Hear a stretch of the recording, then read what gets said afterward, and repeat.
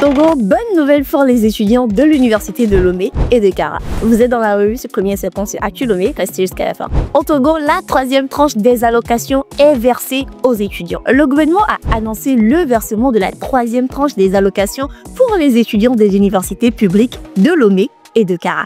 Cette aide arrive dans un contexte où beaucoup rencontrent des difficultés financières, notamment pour payer les frais de laboratoire et couvrir leurs besoins quotidiens. Bien que saluée, cette mesure relance le débat sur les retards et la nécessité d'un calendrier plus régulier. Le syndicat des étudiants réclame une réforme structurelle pour garantir plus de prévisibilité.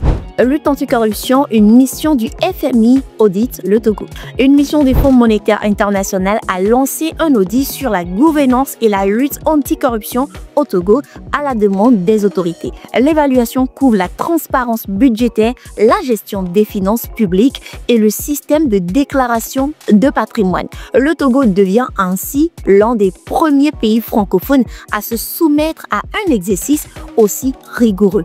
Les conclusions prévues d'ici fin 2025 serviront de feuille de route pour renforcer l'intégrité institutionnelle et la confiance des partenaires financiers. Parlant entrepreneuriat, plus d'un millier de nouvelles entreprises créées en un mois. En juillet 2025, plus de 1000 nouvelles entreprises ont été immatriculées au Togo. Cette progression est attribuée aux réformes visant la simplification des procédures et l'appui fiscal aux jeunes entrepreneurs. Les autorités soulignent l'importance de ce dynamisme pour la diversification économique et l'emploi.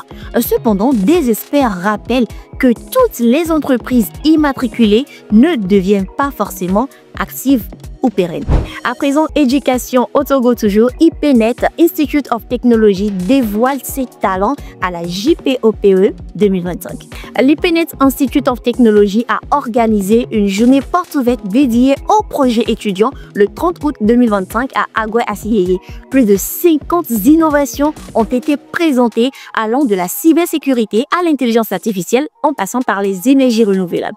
L'école récompensée pour son innovation met en avant une pédagogie centrée sur la pratique et la résolution de problèmes concrets. Avec des partenariats internationaux et des certifications reconnues, IPNET confirme son rôle clé dans la formation des talents numériques au Togo. Le système d'enseignement unique et innovant à IPNET Institute of Technology est basé sur 10 piliers. L'organisation des journées portes ouvertes fait partie de l'un des 10 piliers. Cet événement a pour objectif de favoriser la formation des jeunes rompus à la résolution des problèmes, à la créativité et à l'innovation, des jeunes entrepreneurs.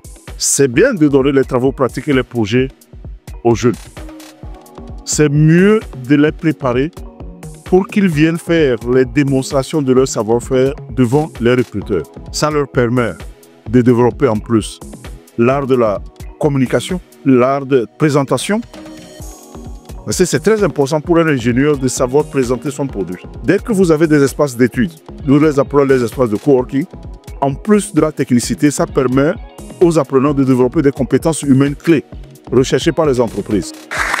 Monsieur Katana Meza, Monsieur Agoro Santo, Monsieur... Événement phare des vacances Full Moon 2025, Lomé illuminé par la jeunesse. La 5e édition de Full Moon a enflammé l'esplanade du CETEF dans la nuit du 29 au 30 août 2025. Des shows explosifs signés par Mike Flames, Black Mano, DJ Diplôme et Kiko ont fait vibrer un public jeune et dynamique. Il s'agit ici de l'événement le plus grand des vacances qui réunit des milliers de jeunes dans une ambiance festive.